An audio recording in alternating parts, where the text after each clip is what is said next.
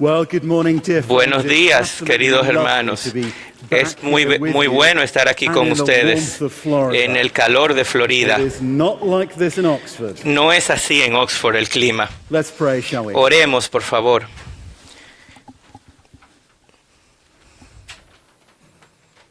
Gran Padre y Dios de todo, te pedimos ahora que tú envíes tu palabra con poder y brilles en la oscuridad, que Cristo Jesús pueda ser glorificado y que podamos gozarnos en Él por encima de todas las cosas, que su nombre sea levantado y que muchos puedan ser atraídos a Él y que la luz le gane a la oscuridad en nuestra generación.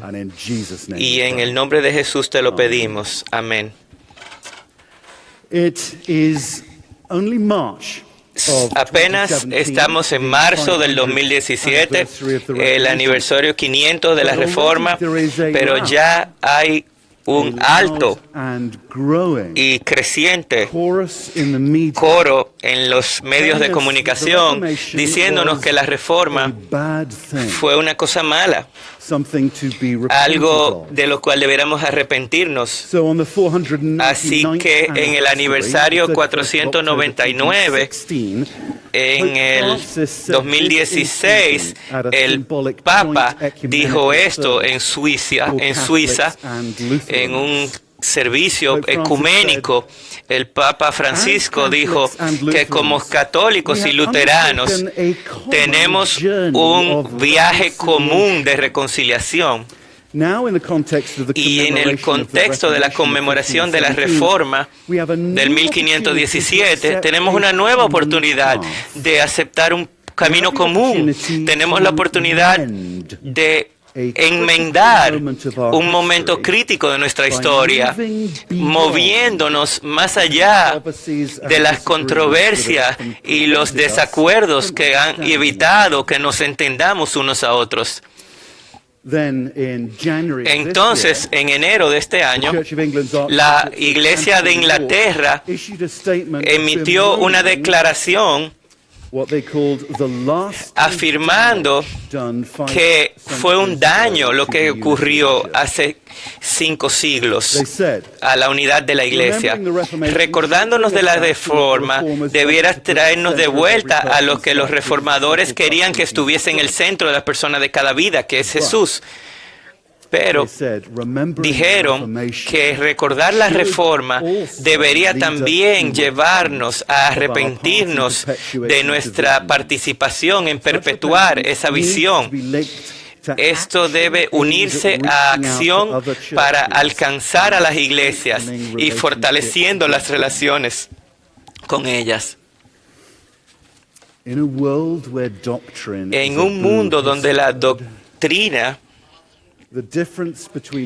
es clave, la diferencia entre la justificación por fe a través de gracia y justificación por gracia sola y sola por fe, esa diferencia es algo que parece un detalle. En las palabras de Gerard O'Connor, quien escribe en la revista jesuita, parece más razonable para que la mayoría de las personas de hoy digan que ambos lados fallaron. Se hicieron errores de ambos lados, fueron errores, vamos a movernos más allá. Pero ahora, ¿qué deberíamos decir a esto? Nadie va a negar que la era de la Reforma, como cualquier otra era, estaba llena de pecado. Nadie va a negar ni afirma que la historia de la Reforma estaba sin manchas. Nadie afirma eso. Pero para nosotros decir que la Reforma en sí misma debería llevarnos a arrepentirnos, a movernos más allá de ella, es algo que es no recomendable. Es una confusión de algunos de los eventos con el mensaje de la Reforma. Algunos de los eventos en la historia de la Reforma efectivamente fueron lamentables, fueron oscuros, pero había tanta luz, pero también había algunos momentos oscuros. Pero el mensaje de la Reforma es pura luz del sol. Y para aquellos que se sentaron por tantos años en la oscuridad de autodependencia, que era justamente como ellos se sentían y así lo expresaban. Al inicio del siglo XVI, en Ginebra,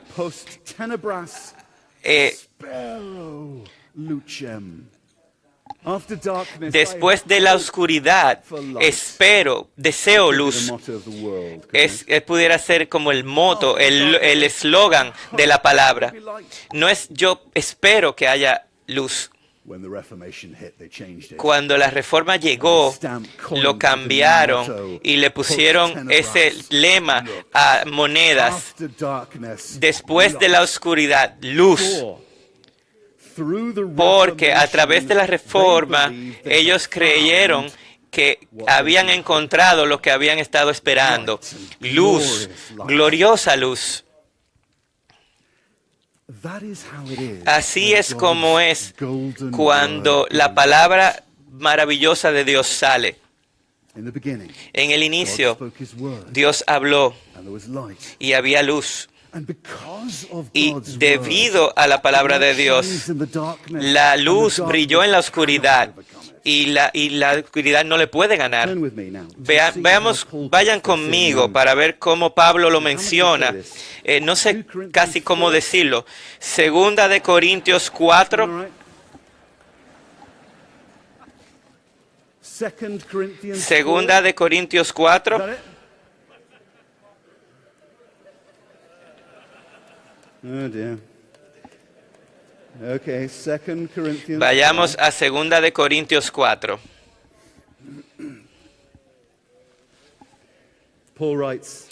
Pablo nos dice en el verso 6. And notice how he's picking up on Genesis 1 here. God speaking light into the darkness. Para algo como Génesis. Pues Dios que dijo que de las tinieblas resplandeciera la luz, es el que ha resplandecido en nuestros corazones para iluminación del conocimiento de la gloria de Dios en la faz de Cristo. Si se fijan, lo que está haciendo Pablo es que nos está demostrando por qué la palabra de Dios que sale es como la luz que brilla en la oscuridad. Es porque cuando Dios habla su palabra, Él alumbra la luz del conocimiento de la gloria de Dios en la faz de Cristo. La gloria de Dios usualmente se asocia en la Escritura con brillar, con la luz que brilla. Piensen en la gloria de la nube gloriosa que veían los israelitas en el desierto. Esa brillante gloria. Piensen en la gloria del Señor que brillaba alrededor de los pastores afuera de Belén. Piensen en cómo la Nueva Jerusalén en Apocalipsis nos dice que no necesita la luz de lámpara o del sol o de la luna, pues la gloria de Dios le da su luz y el Cordero es su lámpara. Cuando la palabra de Dios sale, la gloria de Dios se manifiesta y por tanto las personas reciben iluminación. A través de la palabra, Dios se manifiesta y se glorifica por quien es el Santo, el Señor de señores, el todo suficiente, gran Salvador. Y eso fue lo que ocurrió en la Reforma. La palabra de Dios se transformó en carne para que Dios fuese glorificado. La luz del conocimiento de la gloria de Dios en la faz de Cristo fue conocido. Veamos un poco del cómo fue que ocurrió. Y me temo que antes de llegar a disfrutarlo, la luz de la reforma, el mensaje de la reforma, para que les haga sentido, tienen que ver algo de cómo era la oscuridad de antes. Nada me parece que captura esa oscuridad, tanto como el testimonio de un joven sacerdote de Cambridge llamado Thomas Bilney. Él fue nombrado sacerdote, estudiaba en Oxford, en Inglaterra, y en la mejor universidad, pero sin embargo, a pesar de todo eso, hasta que él no se topó con el Nuevo Testamento de Erasmus, hasta él encontrar eso, al tener la nueva disponibilidad de la palabra, él nunca había encontrado estas palabras. Cristo Jesús vino al mundo para salvar a pecadores. Él nunca había escuchado eso antes. Él conocía mucho, tenía mucho conocimiento, pero la palabra de Dios, la salvación, su mensaje, estaban cerrados para él. Y es por esa misma razón que el joven Martín Lutero gritó con temor cuando un rayo lo tumbó al piso siendo estudiante. Lutero le tenía un temor a la muerte, porque sin conocimiento de Cristo y su suficiencia y su salvación, sin conocimiento de que solo por fe él podía ser cubierto por la rectitud de Cristo, ser considerado santo ante Dios. Sin conocimiento de eso, el joven Martín Lutero no tenía seguridad de su salvación, de lo que le iba a ocurrir en su muerte. Ahora, hagan una comparación entre ese grito de temor. Compárenlo con un pastor de la Reforma, del puritano Richard Sibbes, que él decía que sin seguridad de salvación, los cristianos simplemente no pueden vivir vidas como Dios desea. Sibbes decía que Dios quiere que seamos agradecidos, alegres, regocijándonos, fuertes en la fe.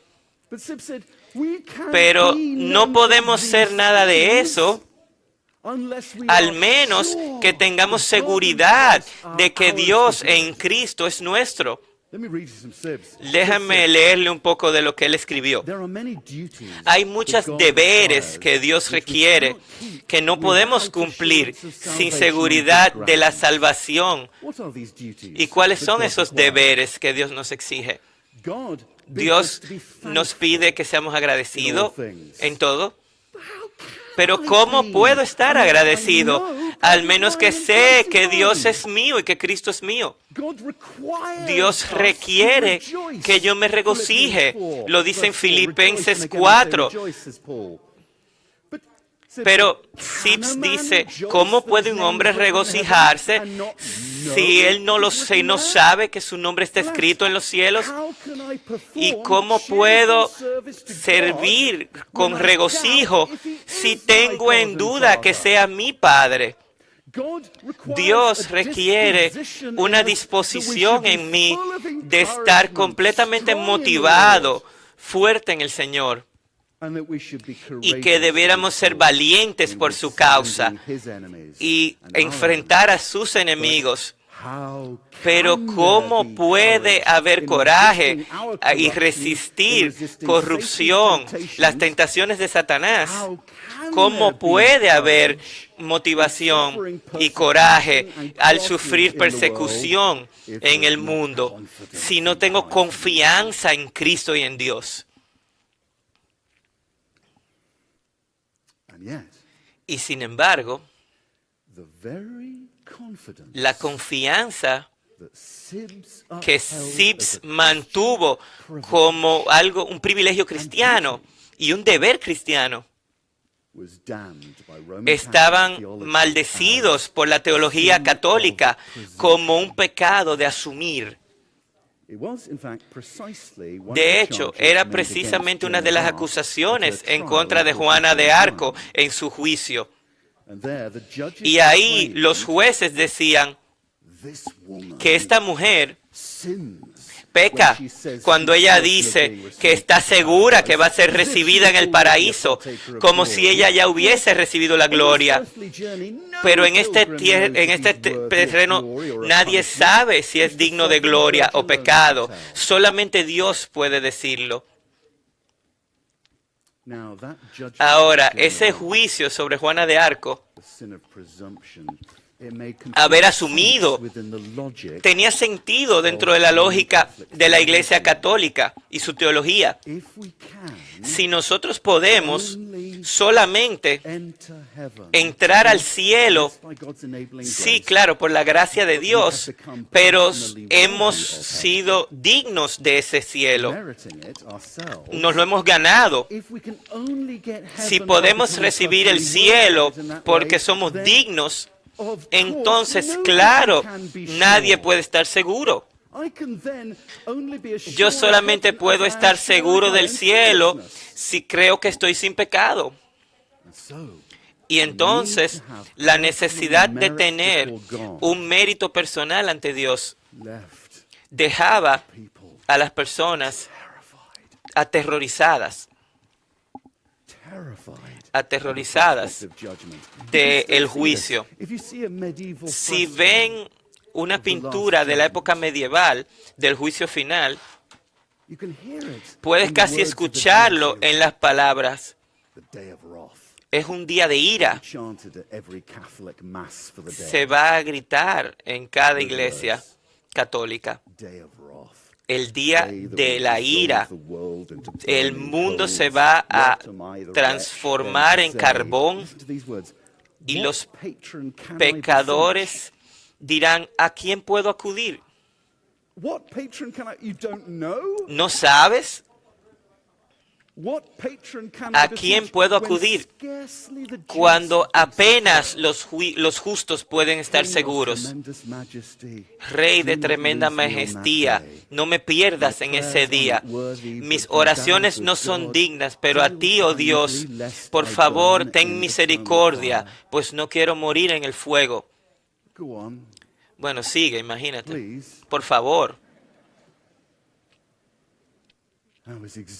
Ese era exactamente el por qué Lutero tenía temor ante morir y por qué él dijo que él odiaba a Dios. Él no pudo ser un cristiano alegre, regocijado, fuerte en la fe con esa teología. Era imposible. Y entonces, en la palabra de Dios, él descubrió que los pecadores, por fe solamente, son libres, declarados justos, vestidos en la rectitud de Cristo.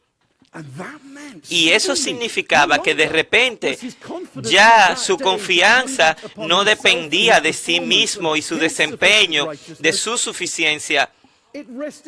Descansaba en Jesús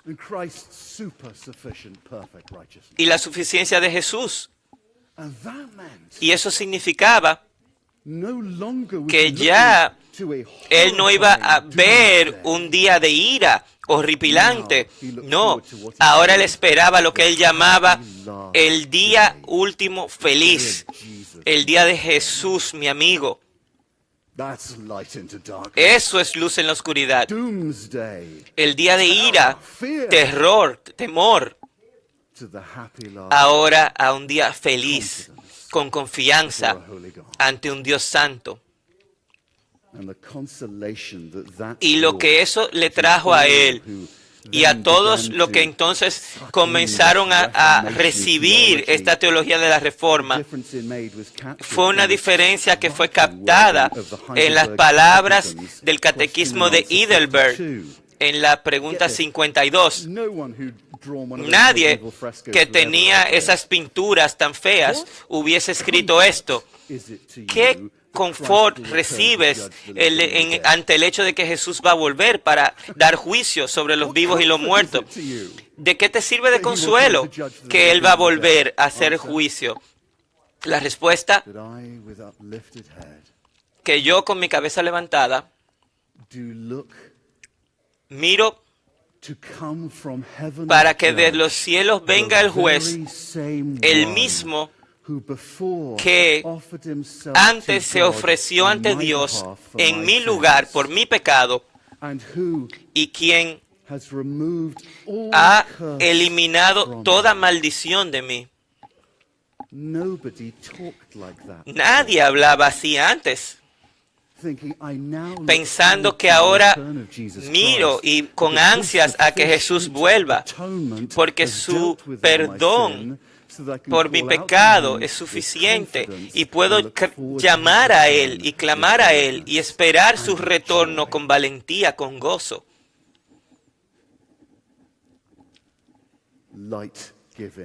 La luz que le gana a la oscuridad. Esa era la teología de la Reforma.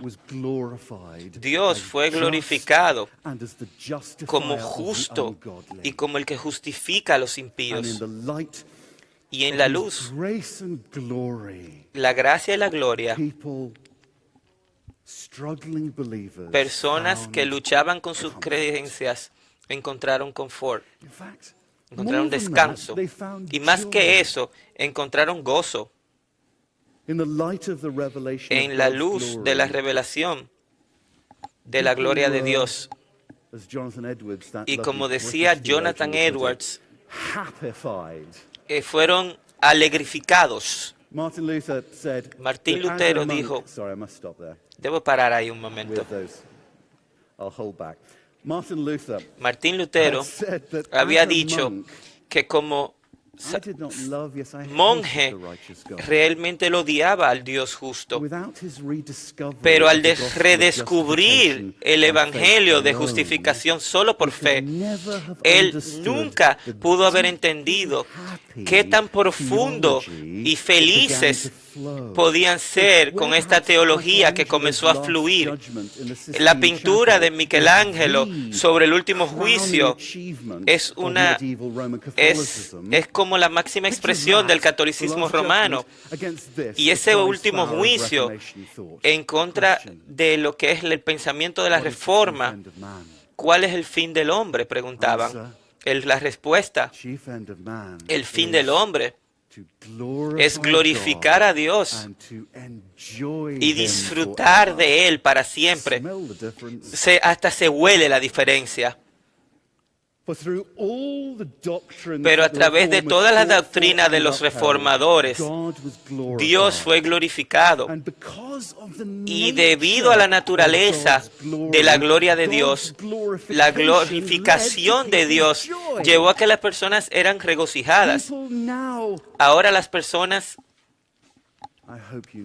y espero que lo sepan, las personas ahora en la teología de la Reforma se regocijaban ante el temblor por la belleza de Dios.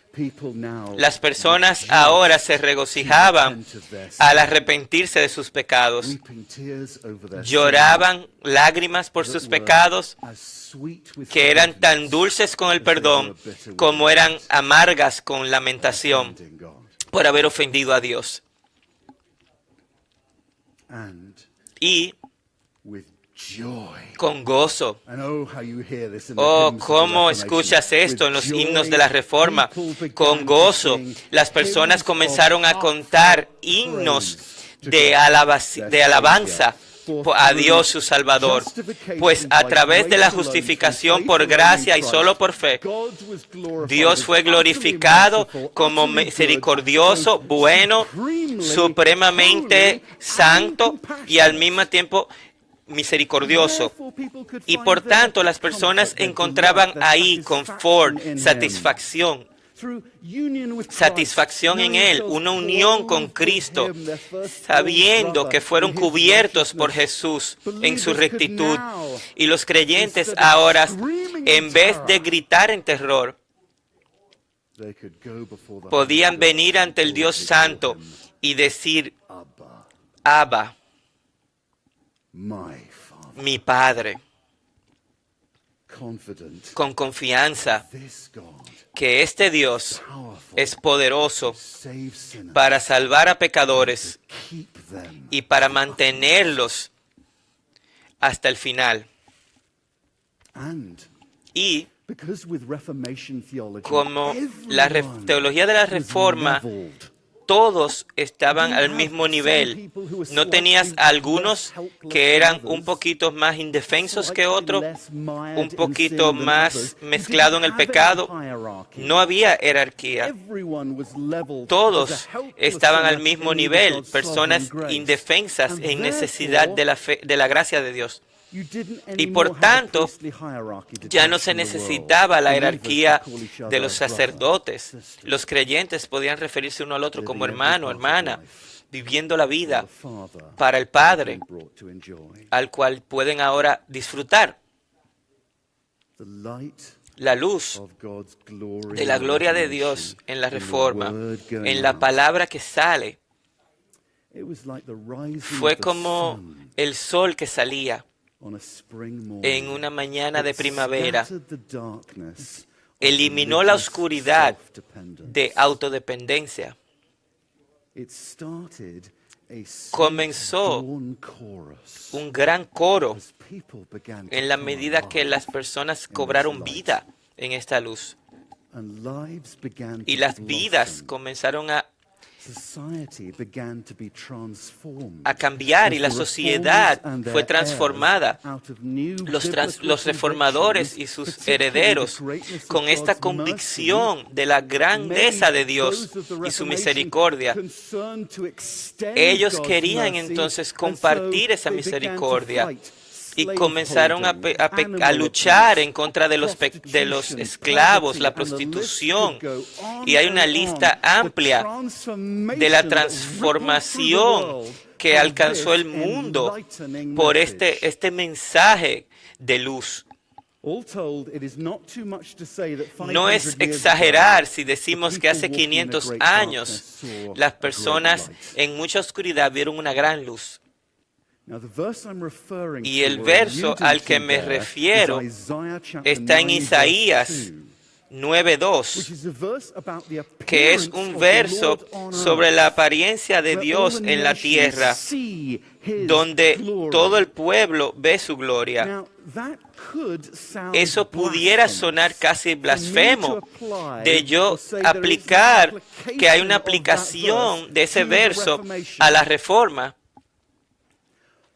Pero eso es lo que ocurrió cuando la palabra de Dios sale. Nosotros vemos la luz del conocimiento de la gloria de Dios en la faz de Cristo. No es menos que esto. Eso fue hace 500 años. La luz que brilló en la oscuridad. Hoy estamos pensando de los próximos 500 años y deberíamos hacerlo, obviamente, pues la necesidad hoy en día y la oscuridad hoy son igual de fuertes como fueron en el 1517. Primero, la Iglesia Católica no ha sido reformada. A pesar del lenguaje ecuménico que utilizan muchos protestantes y católicos, Roma todavía rechaza la justificación solo por fe. y siente que lo puede hacer porque la Escritura no se considera como la autoridad suprema a la cual el Papa y toda la doctrina debe ajustarse. Y porque la Escritura está dejada a un segundo plano, entonces no se motiva el manejo de la palabra. Así que hay millones de personas pobres que están en la oscuridad. No se les da la luz de la palabra.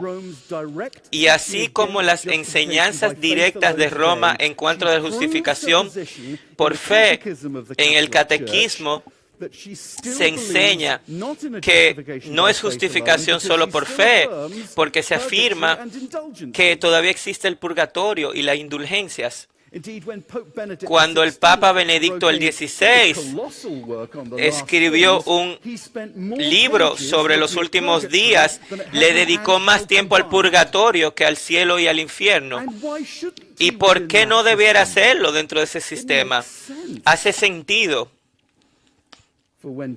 Pues cuando la justificación se considera no como una declaración de que Dios declara un pecador justo, sino que la justificación se considera como un proceso de yo convertirme más y más recto,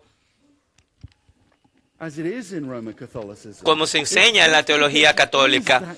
Si la justificación es ese proceso gradual de transformación interna, el purgatorio y las indulgencias tienen sentido, porque a mí me caen bien un par de años más para estar bien en el cielo.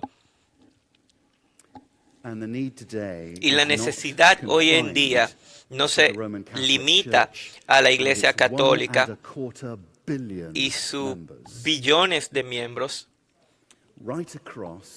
Al cruzar toda la iglesia que se dicen ser cristianas, todavía encuentras la enfermedad oscura que en el 1517 Lutero identificó como el problema de raíz. Lutero dijo que era una teología de la gloria. Vamos a entender qué se refiere. Una teología de la gloria no tiene nada que ver con la reforma o apreciar la gloria de Dios en la reforma. No tiene nada que ver con el deseo de hacer todo a la luz de la gloria de Dios, para la gloria de Dios. No. La teología de gloria, bueno, es una visión triunfalista de que Dios debe ser como yo, más o menos similar a mí, de que Dios quizás es un poquito más grande, un poquito mejor, pero en esencia igual. Y obviamente me disfruta a mí, está feliz conmigo, porque no estaría. Sus caminos son muy similares a los míos. No hay un sentido del pecado, de la caída. Y con esa teología de gloria, eso de pensar que Dios debe ser como yo, Lutero encontró que las iglesias tenían un mensaje que tenía una pequeña visión de Dios, una pequeña visión del pecado, una pequeña visión de la salvación y de Cristo como Salvador. Y te dejan con esta teología, con un mensaje mundano que no confronta al mundo, que no sorprende, no trae sorpresa, no cautiva. Y no es eso lo que vemos en los púlpitos, en las iglesias hoy en día, las que lo tienen. Sin embargo, en un fuerte contraste, Lutero peleó por lo que él llamaba una teología de la cruz. Una teología donde la revelación de Dios destruye todos mis pensamientos mínimos, tan seguro como la vista de Jesús crucificado confronta, alarma. Pues en la luz de la palabra de Dios, esta teología de la revelación, donde no asumo que Dios es como yo, sino que escucho su palabra a la luz de su revelación y vemos algo que nunca nos hubiésemos imaginado. Vemos un Dios santo, increíble, y que ama tanto y tiene tanta gracia que perdona nuestros pecados Él mismo. Así que escuchen algunas de las afirmaciones que surgieron de esta teología de la cruz, que Lutero quería para oponer la teología de su día. Esta es la teología que surge de escuchar sobre la luz de la palabra de Dios. Y se darán cuenta de que pedirle a las personas que hagan un poquito mejor, quizás ser para complacer un ídolo indulgente. Lutero quería un mensaje que nos libera de nuestra autodependencia, porque estamos destrozados, totalmente indefensos, y somos lanzados completamente hacia Cristo. Así que Lutero escribió, Él no es justo el que hace mucho, sino el que sin obras cree mucho en Cristo. Nadie había escuchado eso. La Biblia no se había abierto en años. La ley dice, haz esto, y nunca es hecho. La gracia dice, cree en esto, y todo se ha hecho. Y no sé si se pudieran haber ni siquiera imaginado esta. Lutero decía para explicar su teología de la cruz. Él decía, el amor de Dios no encuentra, sino que crea eso que complace. El amor de Dios ama a los pecadores, personas malignas, débiles, para que sean justos, rectos, sabios, fuertes, pues el amor que busca su propio bien, el amor de Dios no es así. El amor de Dios fluye y otorga el bien. Por tanto, los pecadores son atraídos, pues que son amados. No son amados porque son atractivos. El mundo le encantaría escuchar eso hoy. Los pecadores son atractivos porque son amados. No son amados porque son atractivos. Esa es la gloria que solo brilla cuando la Escritura se abre, cuando la palabra se levanta para que la gloria de Dios en Jesús pueda ser vista. Ninguna teología humana de la gloria se imaginaría algo así. Algo tan feliz. Por encima de nosotros. Una teología por encima de nosotros. Es contraintuitiva. Así que,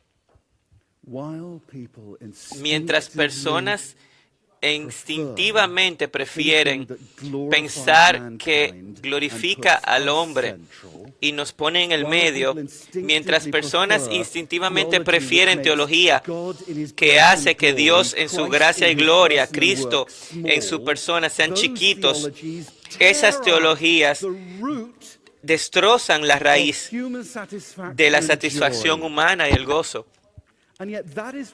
Y eso es lo que estamos viendo una y otra vez en las iglesias protestantes. Por eso necesitamos el mensaje de la Reforma nuevamente. que la luz de Cristo, la gloria de Dios, pueda desbaratar nuestra teología orgullosa de la gloria. Pues solamente cuando Dios es glorificado y revelado por quien es Él verdaderamente, entonces la humanidad encontrará satisfacción y descanso. Pues, ¿cuál es el fin del hombre? El fin del hombre es glorificar a Dios y disfrutarlo para siempre.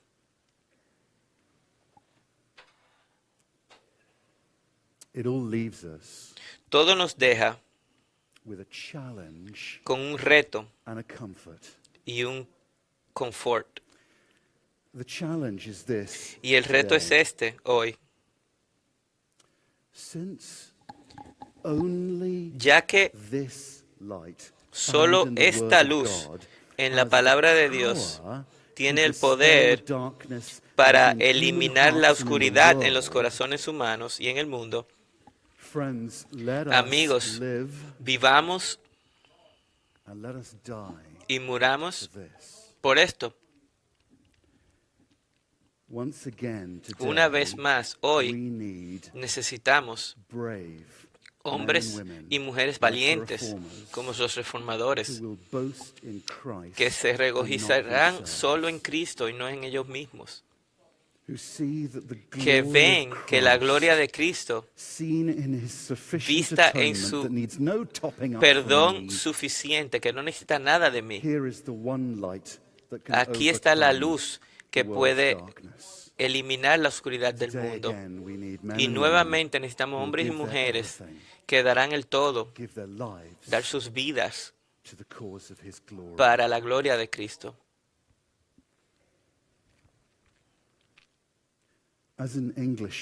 Como un hombre inglés, yo siento que aquellos de una convicción de la reforma en este país, en los Estados Unidos, quizás tienen una oportunidad sin comparación para iluminar al mundo con el mensaje de la Escritura que fue recuperado por los reformadores.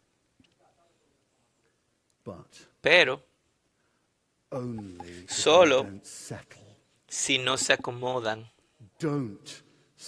no se acomoden con riqueza, confort, éxito, estatus. No se conformen con la luz falsa de un Dios pequeño y un hombre grande.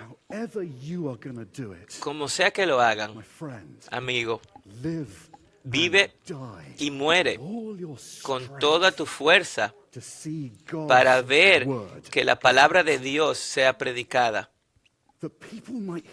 Las personas pueden escuchar de un Dios suficiente, de la gloria de un Dios cuyo amor no encuentra, sino que crea lo que le complace.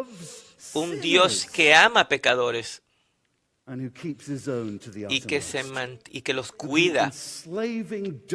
La oscuridad que esclaviza de religión falsa y autodependencia todo alrededor de nosotros, ojalá que sea reemplazada por una felicidad, confianza en Cristo y gozo en Él. Amigos, aprovechemos estos 500 años de la Reforma como una oportunidad dorada para recordar que no podemos darle a las personas nada mejor. No hay luz mejor, ni más gloriosa, ni más poderosa para eliminar la oscuridad y transformar a pecadores en santos. No hay mejor luz que la gloria de Dios en la faz de Cristo, visto en el mensaje de la Reforma, que es el mensaje de la Escritura. Aquí hay luz para vivir y morir. Y, dear friends, we can do queridos all this amigos, podemos with hacer great todo esto boldness. con valentía, For undergirding pues that por debajo de todo esto, challenge de este lies a reto, wonderful comfort. hay un gran After mensaje darkness, de que light. después de la oscuridad viene That's la how it luz. is in Scripture. Así es en la Evening, then Escritura. morning. After the darkness Mañana comes the y light. día, You noche know, it's y día, pagan Romans who said that a day, like los history, like romanos reality, should go midnight to decían que midnight, un darkness día to darkness. debería ir de oscuridad a pagan oscuridad. Eso es una idea pagana. No, in No, Scripture, en la Escritura, evening to morning, darkness to la light. noche a mañana, What began in the oscuridad darkness a in luz. Genesis Lo que 1 comenzó en la must oscuridad en end with there Génesis being no more termina night in con Revelation que no hay 22. más noche. And it Y lo vemos en means, Apocalipsis. as we Y look significa around ourselves que today at the mientras steady miramos path of alrededor de secularism, nosotros, como el secularismo está creciendo, we are not inevitably heading no back into estamos the darkness. inevitablemente dirigidos a la oscuridad. There is nothing No hay nada inevitable inevitable about Western culture's sobre la cultura de-Christianization. De hoy It has y been su checked pérdida del before. cristianismo. Eso ha It was ocurrido, 500 years ago. ocurrió hace 500 And it años can be checked y puede and turned ser back again. eliminado For the same nuevamente, heavenly light has pues the la same misma luz del unstoppable cielo tiene ese power. mismo poder. The darkness La can oscuridad be puede overcome ser again, eliminada nuevamente, even in our day. inclusive en nuestro día, And for sure, y seguramente soon it will be. prontamente lo será. For the God who said, "Let light Pues shine el out Dios of que dijo que la darkness, luz brille shine into en that la darkness oscuridad, and overcome it." He puede will win. brillar en esta oscuridad y Él va a ganar. Los atentos humanos de glorificarse, satisfacerse, salvarse a sí mismos, no van a ganar. And there will be no more night. No va a haber más noche. And then we will Y entonces throng around the Lamb, vamos a estar alrededor del Cordero, nuestro Cordero. and we will not congratulate Y no ourselves vamos a felicitarnos a nosotros for our mismos good works por or nuestras our buenas cooperation obras with o nuestra God's grace. cooperación con la gracia de Dios.